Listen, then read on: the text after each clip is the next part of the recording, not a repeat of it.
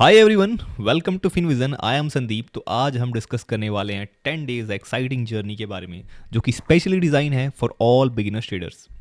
तो बात करते हैं ट्रेडिंग में। तो ट्रेडिंग काफ़ी थ्रिलिंग भी है और इसके खुद के बहुत सारे चैलेंजेस भी हैं। तो इस सीरीज में हम वो सारे 20 मिस्टेक्स के बारे में डिस्कस करने वाले हैं जो कि एक बिगिनर ट्रेडर करता है, और आप कैसे उसको अवॉइड करके एक सक्सेसफुल ट्रेडर बन सकते हैं।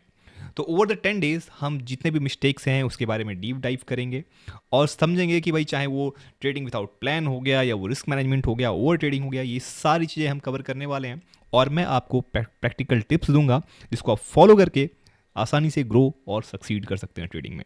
चाहे आप कंप्लीटली ट्रेडिंग में न्यू है या फिर आपको कुछ एक्सपीरियंस है, ये सीरीज़ ऐसा डिज़ाइन किया गया है जिससे आपकी फाउंडेशन काफ़ी स्ट्रांग हो और जो भी कॉस्टली मिस्टेक्स हैं ट्रेडिंग में आप उसको अवॉइड कर सकते हैं। तो आप ये मेक श्योर कर लें कि आप चैनल को सब्सक्राइब कर लीजिए, वीडियो को लाइक कर लीजिए और नोटिफिकेशन बेल को ऑन कर लीजिएगा। ठीक है, तो चलिए शुरू करते हैं अपन। तो हम बात करते हैं बिगिनर्स मिस्टेक के बारे में। तो जो भी नए ट्रेडर हैं वह क्या क्या चीज़ों को मिस्टेक कर देते हैं, क्या क्या गलतियां करते हैं। तो जैसे कि पहला पॉइंट हो गया ट्रेडिंग विदाउट अ प्लान। मतलब वो बिना प्लान के ही ट्रेडिंग कर रहे हैं। और सच कहूँ ना, तो अगर आप बिना प्लान के ट्रेडिंग कर रहे हैं तो आप ट्रेडिंग नहीं बल्कि आप गैम्बलिंग कर रहे हैं, और इस वजह से 90% जो बिगिनर ट्रेडर हैं उनका अकाउंट हो जाता है ब्लो। ठीक है। अब what does trading with what does trading without a plan means. बिना प्लान के ट्रेडिंग करने का मतलब क्या होता है?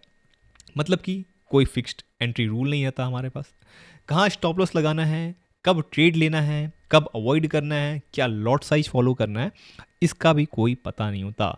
किस सेटअप पे ट्रेड लेना है, हमें 5 मिनट टाइम फ्रेम पे ट्रेड लेना है या 1 आवर टाइम फ्रेम पे ट्रेड लेना है, इस चीज़ का भी पता नहीं। मतलब कि कोई कंसिस्टेंसी नहीं होती। मार्केट हमें जिधर ले जाता है हम उधर ही चले जाते हैं। अगर कोई ग्रीन कैंडल बन गई बढ़िया से तो हम बाई साइड की एंट्री ले लेते हैं, कोई रेड कैंडल बन गई तो हम डाउन साइड का एंट्री ले लेते हैं। ऐसा तो उसी कारण मज़ा तो आता है, बट ऐसे में हमारा अकाउंट बहुत जल्दी ब्लो होता है।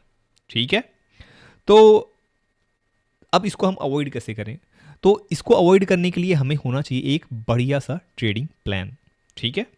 तो एक बढ़िया ट्रेडिंग प्लान क्या होता है? उसमें आपका होना चाहिए आपका एंट्री क्राइटेरिया, कि हमें कहाँ पर एंट्री लेना है, किस कंडीशन पर एंट्री लेना है और किस सेशन में एंट्री लेना है। ठीक है। फिर टाइम फ्रेम। फिर देखते हैं कि भाई हमें 5 मिनट पे ट्रेड लेना है, 15 मिनट पे ट्रेड लेना है या 1 आवर पे ट्रेड लेना है। ठीक है। उसके बाद होता है हमारा कंफर्मेशन, कि हमें ब्रेकआउट पे ट्रेड ले लें या फिर जब वो ब्रेकआउट करके रीटेस्ट करे तब हम एंट्री लें। ये हमारा एक पहला पॉइंट हो गया, सेटअप या फिर एंट्री क्राइटेरिया। सेकेंड पॉइंट हो जाता है हमारा स्टॉप लॉस, कि अब भाई एंट्री कर लिए तो एंट्री के बाद देखते हैं हम स्टॉप लॉस, कि अब स्टॉप लॉस कहाँ लगाएं।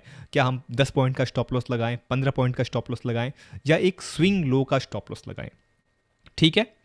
स्टॉप लॉस लगाने के बाद फिर आता है हमारा टारगेट प्लान, कि अब हम जब एंट्री ले लिए, स्टॉप लॉस सेट कर लिए, तो क्या अब हम अगर हम 15 पॉइंट का रिस्क ले रहे हैं तो क्या 20 पॉइंट्स का हम टारगेट रखें, 30 पॉइंट्स का रखें, 1:2, 1:3, ये सारी चीज़ें। ठीक है। फिर लॉट साइज डिस्कस करते हैं, क्योंकि जनरली जो नए ट्रेडर होते हैं वो लॉट साइज बहुत रैंडमली चेंज करते हैं, बट आपको यदि आप ट्रेड कर रहे हैं तो आपको हमेशा एक फिक्स लॉट साइज रखना चाहिए और उसी लॉट साइज में ट्रेड करना चाहिए, तभी आपको उसका असर दिखता है। ठीक है।